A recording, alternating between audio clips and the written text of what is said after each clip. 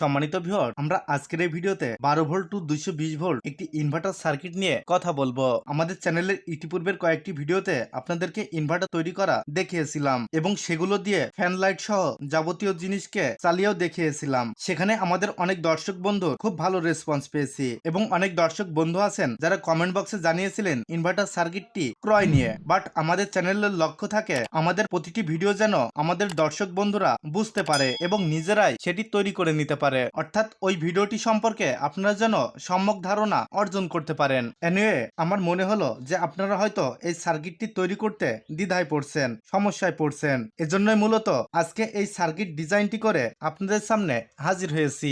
So আমরা ভিডিওটি কেউ স্কিপ না করে ভিডিওটি মনোযোগ সহকারে দেখব এবং এই সার্কিট ডিজাইনটি সম্পর্কে জানবো। সো আমরা আর বেশি কথা না বাড়িয়ে চলুন ভিডিওটি শুরু করা যাক।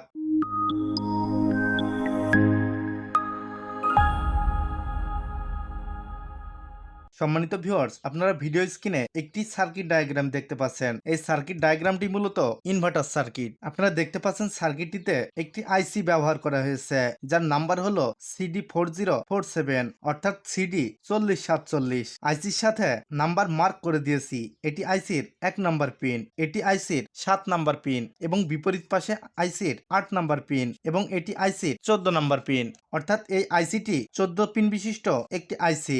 ডিয়ার ভিউয়ার্স, আইসির 1 নাম্বার পিনের সাথে ব্যবহার করেছি 104 পিএফ বা 104 পিএফ ক্যাপাসিটর। ডিয়ার ভিউয়ার্স, আমরা দেখতে পাচ্ছি এখানে একটি 50K ভ্যারিয়েবল বা পোটেনশিওমিটার। আমরা এই পোটেনশিওমিটারের ডান পাশের পিনের সাথে পিএফ ক্যাপাসিটরের লেগটি কানেক্ট করে দিয়েছি।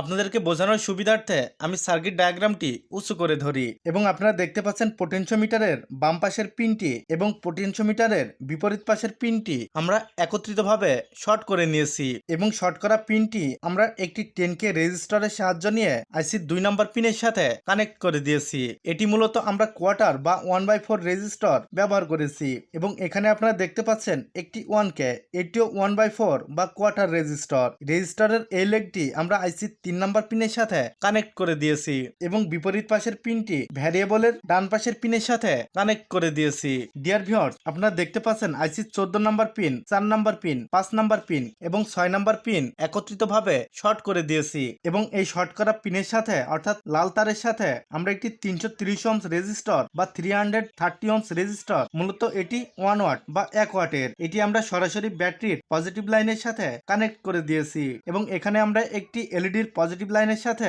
একটি 1K রেজিস্টর লাগিয়েছি এবং নেগেটিভ লাইনটা আইসির 7 নাম্বার পিনের সাথে কানেক্ট করে দিয়েছি যেন সার্কিটটাতে পাওয়ার আসলে আমরা বুঝতে পারি যে সার্কিটটা অ্যাক্টিভ আছে। সম্মানিত ভিউয়ার্স, আপনারা দেখতে পাচ্ছেন আইসির 7 নাম্বার, 8 নাম্বার, 9 নাম্বার এবং 12 নাম্বার পিনকে শর্ট করে দিয়েছি। তবে আমরা আইসিটাকে এমন ভাবে ধরবো যেন আইসির পিন সংখ্যা সঠিক থাকে, অর্থাৎ আইসির লেগটা আমাদের হাতের বাম পাশে থাকে। আমরা 330 ওহমস রেজিস্টরের এই লেগটির সাথে একটি 2200 ইএফ ক্যাপাসিটর এবং ক্যাপাসিটরের নেগেটিভ লেগটা আমরা আইসির 7 নাম্বার পিনের সাথে কানেক্ট করে দিয়েছি এবং 12 ভোল্ট ব্যাটারির পজিটিভ লাইনটা ক্যাপাসিটরের পজিটিভ লাইনের সাথে এবং ব্যাটারির নেগেটিভ লাইনটা ক্যাপাসিটরের নেগেটিভ লাইনের সাথে সরাসরি কানেক্ট করে দিয়েছি। ডিয়ার ভিউয়ার্স, আপনারা এপাশে 3টি মোসফেট দেখতে পাচ্ছেন। আপনারা এখানে যে কোনো মোসফেট ব্যবহার করতে পারেন, তবে আমি এই ইনভার্টার সার্কিটটাতে IRF 3205 অর্থাৎ IRF 3205 এই মোসফেট ব্যবহার করব।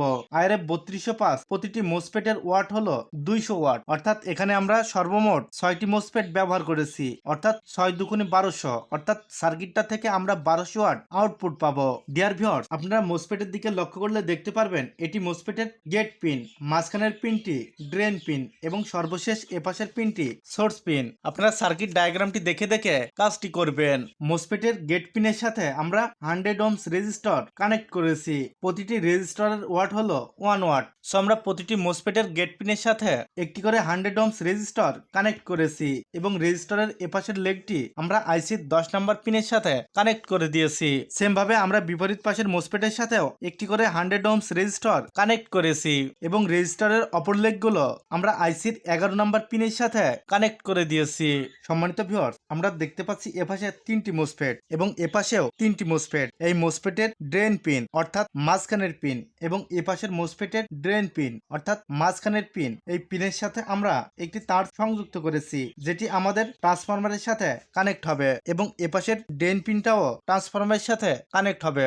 আমাদের সার্কিটটাতে আমরা আইপিএস ট্রান্সফরমার ব্যবহার করতে পারি, আদারওয়াইজ আমরা 12012 10 অ্যাম্পিয়ারের ট্রান্সফরমার ব্যবহার করতে পারি। আমরা ট্রান্সফরমারের সেকেন্ডারি ওয়াইন্ডিং এর 12012 অর্থাৎ 12 সাথে মোসফেটের ড্রেন পিন এবং এই 12 সাথে মোসফেটের ড্রেন পিন কানেক্ট করব এবং 0 নাম্বার পিনের সাথে আমরা ব্যাটারির পজিটিভ লাইনটাকে সরাসরি কানেক্ট করে দিব এবং ট্রান্সফরমারের প্রাইমারি ওয়াইন্ডিং থেকে আমরা এসি 220 ভোল্ট আউটপুট পাবো এবং তার ফ্রিকোয়েন্সি ওয়েভ আমরা 50 কে এই ভ্যারিয়েবলটিকে ঘুরিয়ে ফিক্সড করতে পারবো। ডিয়ার ভিউয়ার্স, আপনারা যদি এই সার্কিট ডায়াগ্রামটি দেখে দেখে কাজটি করেন তাহলে আপনাদের ইনভার্টার তৈরি করা নিয়ে আর কোনো সমস্যা থাকবে না। আশা রাখা যায় আজকের ভিডিওটি আপনারা যদি স্কিপ না করে মনোযোগ সহকারে দেখে থাকেন তাহলে অবশ্যই আপনারা ইনভার্টার তৈরি করতে পারবেন এবং এরপরেও যদি আপনাদের বুঝতে কোথাও কোনো সমস্যা হয় তাহলে কমেন্ট বক্সে জানাবেন। Technology innovation school YouTube channel এবং একই সাথে আমাদের ফেসবুক পেজ সবসময় আপনাদের সেবায় নিয়োজিত। ডিয়ার ভিউয়ার্স, আমরা এই সার্কিট ডিজাইন অনুযায়ী আমরা কম্পিউটার দিয়ে আরো একটি ডিজাইন তৈরি করে নিয়েছি। আমরা এই ডিজাইনটি এ ধরনের একটি কপার বোর্ডের উপরে প্রিন্ট করে খুব সহজেই আমরা পিসিবি তৈরি করতে পারি আর এই পিসিবিটাকে আমরা ড্রিল করে সকল কম্পোনেন্ট গুলো খুব সহজেই সোল্ডারিং করতে পারবো এবং তৈরি হয়ে যাবে একটি ইনভার্টার সার্কিট। সো আপনারা যারা এই সার্কিটটি হোমমেড ভাবে তৈরি করতে চান তারা অবশ্যই আমাদের চ্যানেলটি সাবস্ক্রাইব করে চ্যানেলের সাথেই থাকবেন এবং বেল আইকনটি বাজিয়ে দিবেন, তাহলে ভিডিওটি আপলোড করার সাথে সাথে সবার আগে আপনার কাছে পৌঁছে যাবে। আমাদের চ্যানেলের পরবর্তী ভিডিওতে এই ডিজাইনটি আমরা কপার বোর্ডের উপরে কিভাবে প্রিন্ট করব এবং প্রিন্ট করে কিভাবে এটি আমরা পিসিবিতে রূপান্তর করব সেটি দেখব এবং সকল কম্পোনেন্টও আমরা এর সাথে সোল্ডারিং করে নিব। দেন আমরা এই সার্কিটটি আমাদের কাজে ব্যবহার করতে পারবো। সো ভিউয়ার্স, আজকের ভিডিওটি এ পর্যন্তই। দেখা হবে আগামী কোনো নতুন ভিডিওতে। ততক্ষণে সবাই ভালো থাকবেন, সুস্থ থাকবেন। আল্লাহ হাফেজ।